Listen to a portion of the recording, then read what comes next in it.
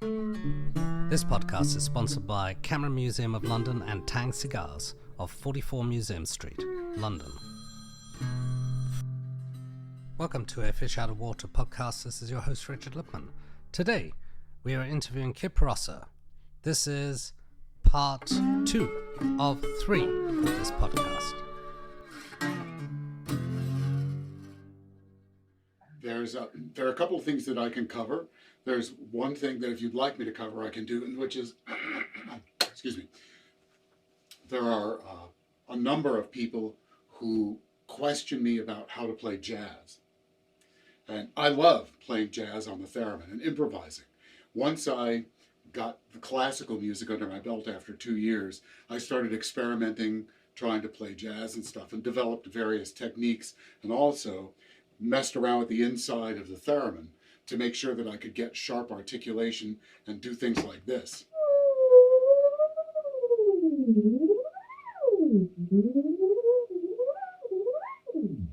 That would allow me for fast rhythms. But most people want to know about jazz, and there was a really excellent jazz composer and pianist who I was friends with for years, and unfortunately she moved away. But one of the principles that she taught me. Sorry, what was her name? Oh, I don't want to get her into trouble. And don't put that in the podcast. No, she's moved on. She's doing a lot of other things right now. I don't know if she'd appreciate my mentioning her name. I really don't. At any rate, the principle was this. When she saw me improvising, and she said, go back a little bit, go back to the beginning and try this. And I have found that people actually disagree, a number of theremin players actually disagree with me on this. And that is, I have said on more than one occasion, to really get good at starting to play jazz, if you've never done it, is to put something on that you like, find the root note and play a scale and just go up and down the scale. And this is what she taught me. I'll demonstrate that for you very quickly. Won't play the whole song. You know the song, It Had to Be You? It's in the public domain, and that's why I picked it, so you don't have to worry about copyright issues. Anyway, the song itself sounds like this. I'll play the melody. Wrong one. Come on, back. There, okay, and you'll hear it. And the song goes like this.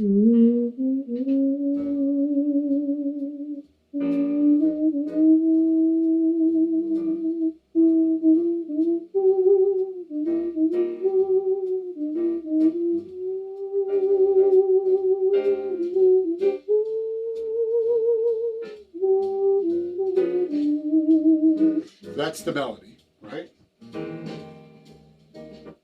To start, you find the root note. Now watch on play scale.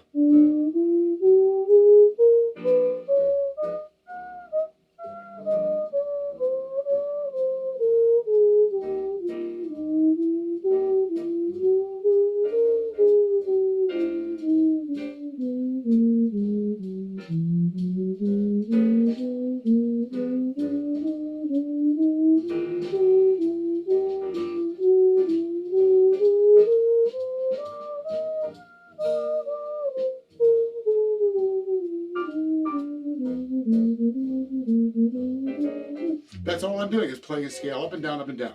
That's the first step. And once you get proficient at that, you can begin to listen to other jazz musicians and really get to improvising like this.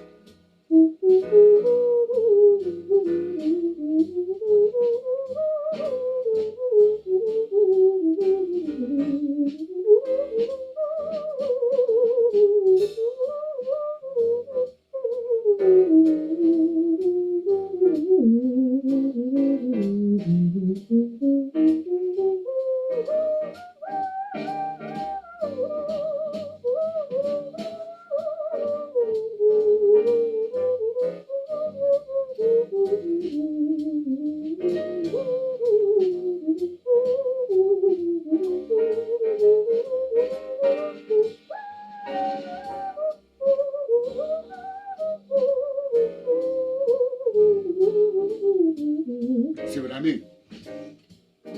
So I won't go through the whole song. Sounds like That's you're eventually. Pardon me? Sounds like you're part of the back. So Yeah. like I said, I love playing jazz. So I spent a lot of time practicing, listening to the way certain people play, the way they improvise, particularly people like Stefan Grappelli and Joe Venuti who play the jazz violin, because you can slide on this thing. There are trombonists like Mel Balliston and others, Jack Teagarden. There are piano players, and you can listen to how they form their phrases, and the more you listen, the more you can pick up. But the idea that you can actually start by just going up the scale and down the scale, and you listen, and when the chords change, you pick notes. But I was never skipping. I was never skipping in thirds or fourths. I was just going sequentially. And occasionally I would stop on a note and go one note down, one note up, one note down, one note up, just in rhythm. And you heard, I never went fast rhythms or varied rhythms. I was just going da, da, da, da, da, da, da. It's an amazing way to begin to learn. Can you Just do amazing. tones, semitones? Oh, sure. Obviously, if I play one note, there are just an infinite number of things. When you're playing various songs that are conducive to that, you can do all kinds of microtones and things. The tough part is when you're not doing that and you go off key, because believe me, I go off key. I go off key when I'm playing. You really have to listen to yourself. And I'm an advocate for any of you theremin players out there who have never seen any of the YouTube lessons. Always record yourself when you're practicing. Always. Record yourself, because there's a difference between what you hear when you're playing and what you are going to hear when you're just listening. And I have been fooled, believe me. I learned to do this many years ago when I played a New Year's Eve concert for about an hour and a half. Somebody recorded me on their phone, which I did not know, and they posted this video, a short video of me, on YouTube without my knowing it. And I had no idea, but the entire concert, and I mean the entire hour, I was playing off key the entire time, sharp. And I could have sworn what I was hearing was fine. And when I heard that video, first of all, I contacted the guy and asked him to please take it down, because other members of the theremin community are going, oh my God, listen to this, he's off key the whole time. And, wonder why that happened. And this was in theremin forums, and I went in and said, I have no excuse. I was off key the whole time. I have no idea how it happened, but that taught me a lesson. That's when I began recording myself every time I practiced, so that I could hear and make sure that what I was hearing while I was playing was going to be what I was hearing when I was listening later on to what I went back to. But I still hit some clams every now and then. It's a very unforgiving instrument, and people notice when you're playing a song if you're off key. My wife is my favorite and best critic, because I'll be down here practicing and I'll go upstairs, she goes, you were off key the whole time. So I've learned my lesson. It's a great idea to record yourself. While we're talking, I'm going to switch theremins, because the preponderance of theremin players that contact me now, rather than having an ether wave because of the expense, I don't know if you know this, but these used to go for $369. And the newer ether wave from 2022, I think, goes for what, 600, 700, 800, something like that, maybe more. Yeah. And it's essentially the same machine, and they stole an idea from me. What was that? They did. You know the plastic strip that's on the new ether wave? Yeah. Many years ago, okay, this is off. I'm going to turn this amp off just for a second. Many, many years ago, in every ether wave that I had, I did this. I don't know if you can see this, but I drilled 3 holes in the instrument, in the top of the instrument there. That was so when I went and performed live, I would be able to adjust the pitch circuits and the volume circuits depending upon the electronics that were in the room and things like that. Because there were many times when I got into a place, and one time the chandelier, this huge chandelier, was interfering with the theremin. Another time I couldn't get the thing to be quiet, and the pitch circuits weren't available to me. If you don't drill holes in that thing, see, this is, and now you can lift that plastic strip up and you can reach those things. So for years, I actually have tutorials on where to drill the holes and how to fix the thing so that you can mess with it, because there have been so many occasions where where I was unable to predict what the theremin was going to do once I got it there. And being able to just go and twizzle the little screwdriver that they give you. Oh, by the way, tip for any theremin player that loses that little red tool, don't buy it on eBay. They want $26 for it. There's a website, and I can provide you, Richard, with the link. They're $2. They're $2. And somebody's trying to get $27 for those little screwdrivers. And they're only $2. So don't buy them on eBay. Anyway, this is the ether wave. And the preponderance of people that contact me now buy ether waves. I think it's more an economical choice than anything else, because it's the least expensive Moog theremin out there right now. And it's gotten something of a bad rap over the years. People think it's a novelty, it's a toy, it's not really a real... The Theremini. The Theremini, that's correct. And they say, hold on, I'm going to turn you up a little bit because I can't hear you very well. No, I'll turn myself. The Theremini has 31 different presets. You can change the root note, the scale note. It's got all kinds of stuff. It has an editing suite. I'm not plugging a Moog Theremini, but it has an editing suite that you can put on your computer, hook this to the computer, and actually make your own sound effects and swap them in and out of the libraries. It's a fascinating machine. There are two limitations to it in that you can't really articulate rapid notes. You can't go da-da-da-da-da-da. You can't do that. It's too soupy a response. And articulation and rapid notes, rapid articulation and staccato aren't really possible. But other than that, it's fine. The guy that came and visited me the day before yesterday wants to buy a theremin and wasn't so sure about this because it gets a lot of criticism online.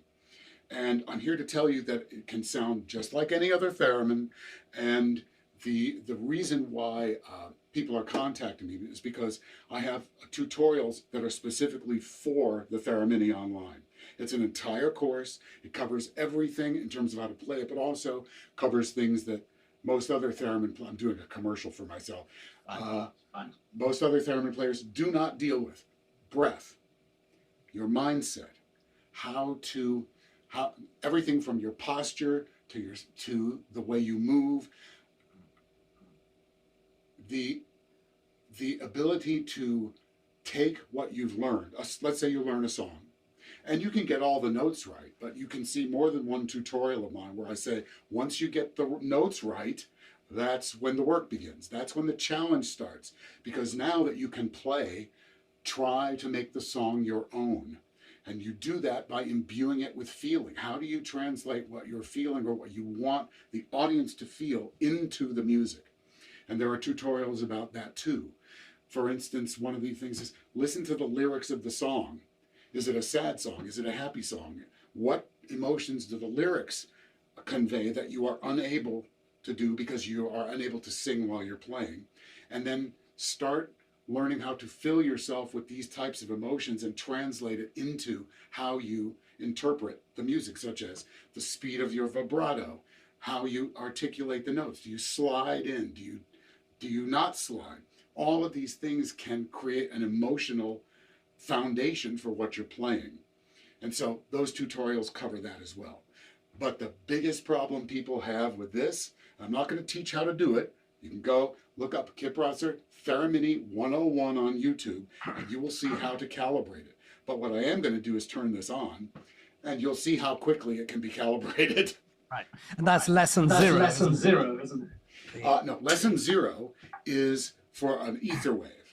Lesson 0 is how to do it, how to set the pitch calibration for an ether wave, a standard ether wave, or the Ether Wave Pro, or even the Clarivox. They all have to be calibrated pretty much the same way. But this thing, it's like a 5-step process. So I always calibrate it without hooking it up to an amp. You turn it on, and you press the setup button. It tells press and hold setup to calibrate. Now I'm just going to calibrate without speaking, and you'll see how quickly I can do it. Here we go. You ready? This is the entire calibration process.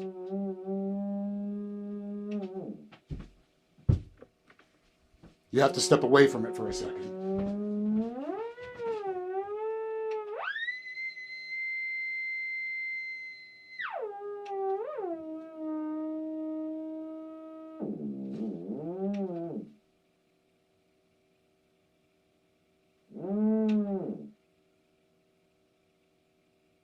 That's it. Now I hook it up to the amplifier. Wow, impressive. But Specific types of amps? I choose. I have I have a huge sound system with 24 speakers and a giant subwoofer. It's a 6.5 foot tall, 24 4-inch speakers in a column. It's the Bose personal PAS system. I bought it when it first came out, and it has a big subwoofer. But you get a remote on it that allows you to control low, mid, and high range tones.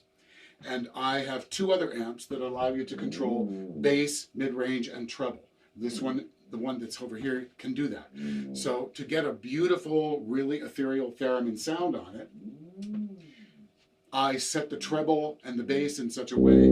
There we go. Now we're up there. One quick question. If one is using another model of the modes, special effects, pedals. Yes. Sure. I have all kinds of pedals. I have a looping station that enables you to play the theremin and loop over yourself and get 10 theremins going. I have a wah-wah pedal that's really weird when you hook it up to a theremin. I have a small effects processor, which is digital, called the Korg Pandora. It's actually for guitar, but when you hook a theremin up to it and you press these effects, you don't even know it's a theremin anymore.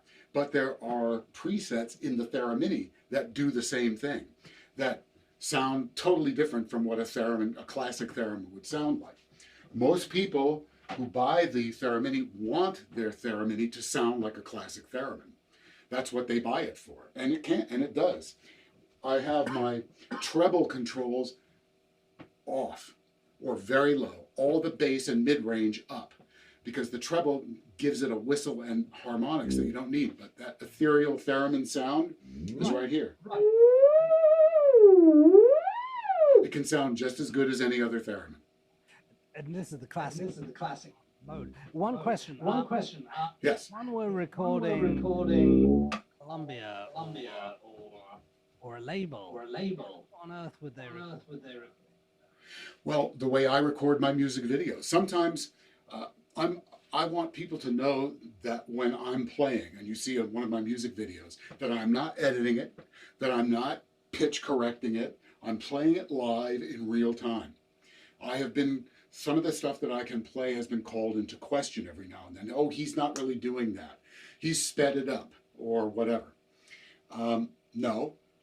So most of the time, the music videos that I will record go from the line out on the theremin, or this one, directly to the Bose PAS system, and from the Bose out into the computer, so that there is no room tone, there's no ambience, and it's a pure theremin sound. So I'll play it, and then I open up the audio program, and I'll have the accompaniment go in at the same time. I have 2 outputs, so I can put both accompaniment and the theremin sound direct. I can hear it live, but what I'm listening to, I will play, but it goes directly into the computer, so there's no room tone, no ambience, no nothing.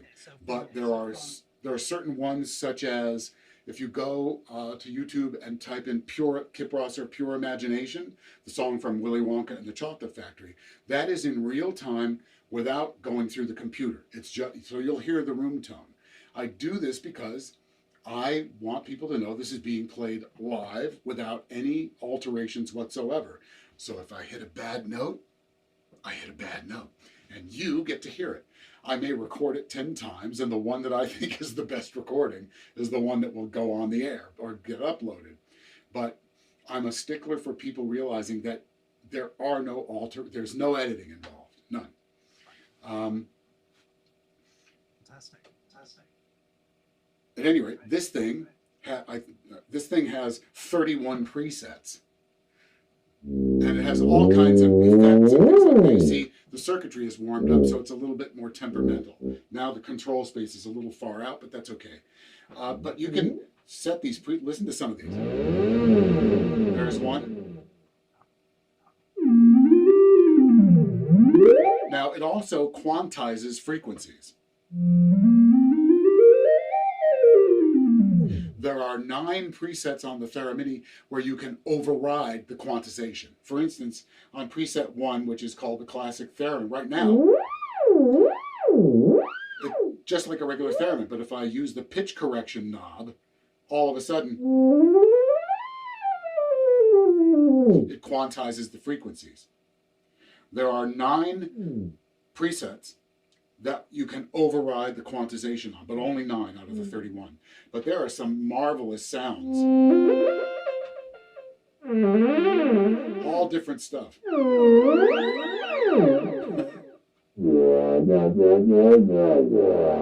And just...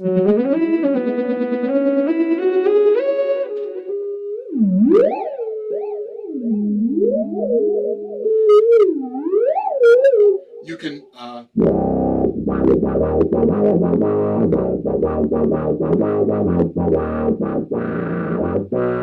just great stuff. And there are tutorials on how to use those. You can get echo, you can get reverb, you can turn effects off, you can change the amount of the effect that you want. Like for this one, if I make the effect a long delay and set it all the way to maximum, it sounds like this.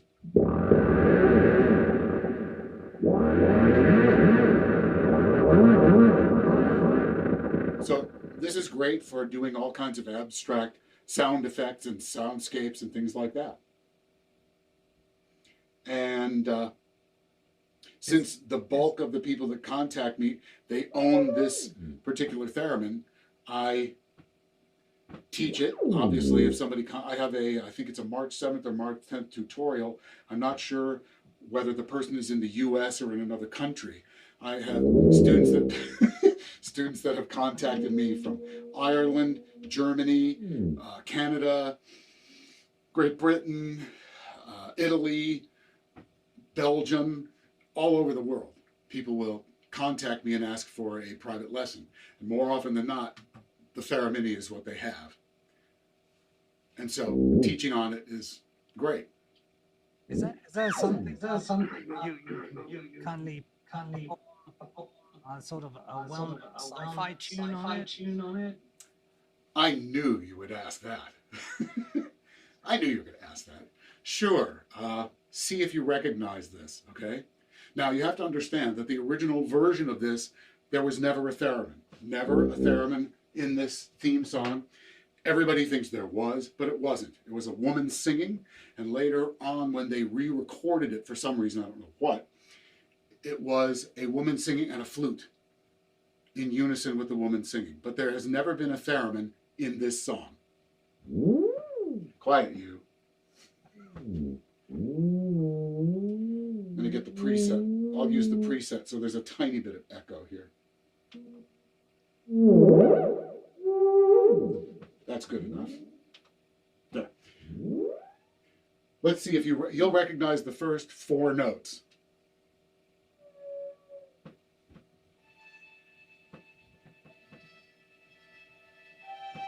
Right? I mean, what else are you going to play on this thing? It's a very long intro. Normally I have puppets of the Enterprise and fly them around. It's really cheesy looking.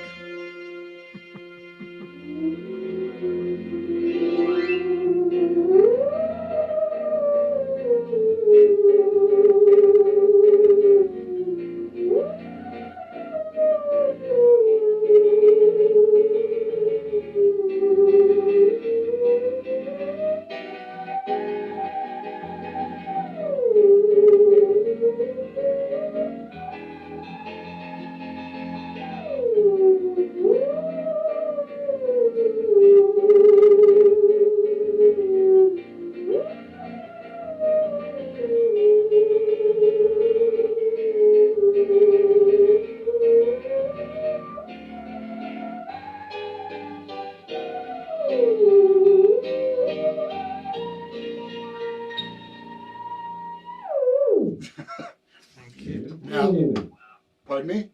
That was nice. But, believe it or not, whoops, stop, this thing likes to go to the next song when it's not supposed to. Okay, but there was a film that I was asked to score. A film by a filmmaker named Michael Jason Allen. I think it was 2014, 15, or 16. I can't remember which. I think it was 16. He made a film called An Idle Mind is the Devil's Playground. And he found me on Reverb Nation, because I have some samples of mine there. And he contacted me and asked me if I could compose the score for his film. And this film involved the lead character, whose name is Sid Kotler, who is a theremin player. And the actor that he had hired to play Sid Kotler did not know how to play the theremin. I don't even know if he had ever seen one. And so I was asked to provide sound effects and things that he could mime playing the theremin to, but I was also asked to score the film.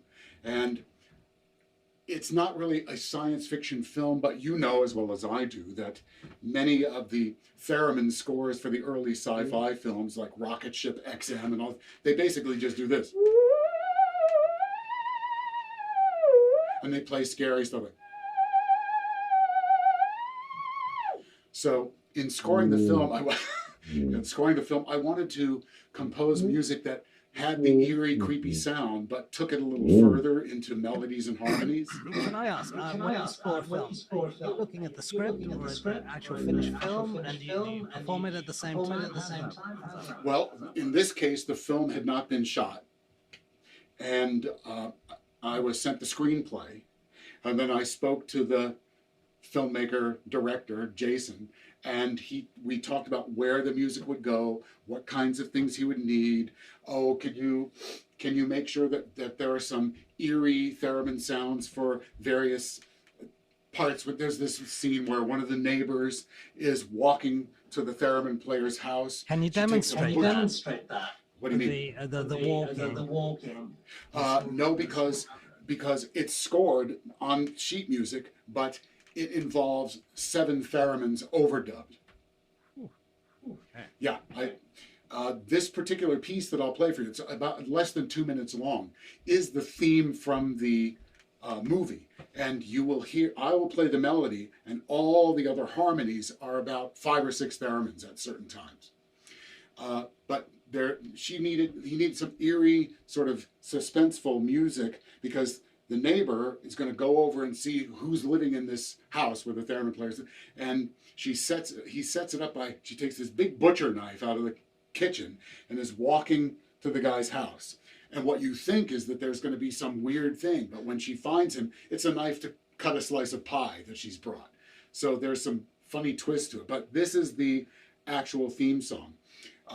What was really interesting was I was composing it, writing it on the sheet music, and sending him the scores, because he had said that his brother was going to put strings into it. So I left air in the soundtrack, in the score, for violins and things like that. Not only did that not happen, but it turned out that neither him or his brother reads music. So sending the score didn't do any good at all. But it's okay. So this is the theme from An Idle Mind is the Devil's Playground. And you'll hear, I hope it's an evolution of the eerie things that theremins can do without sounding so cliched. It's in 5/4 time, and the theremins are overdubbed. So at one point, including me, there will be at least 5 theremins playing in harmony. Mm-hmm.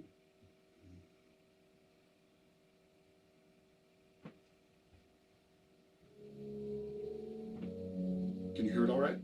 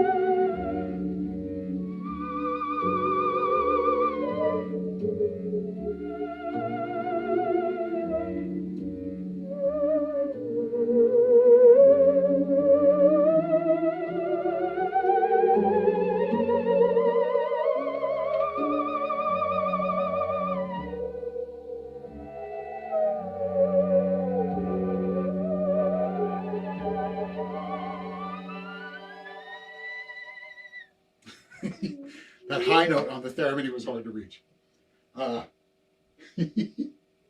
No, don't play again. It always wants to play again. There. So, what sounds a little bit like women singing in the background in harmony are really 4 or 5 theremins playing in harmony.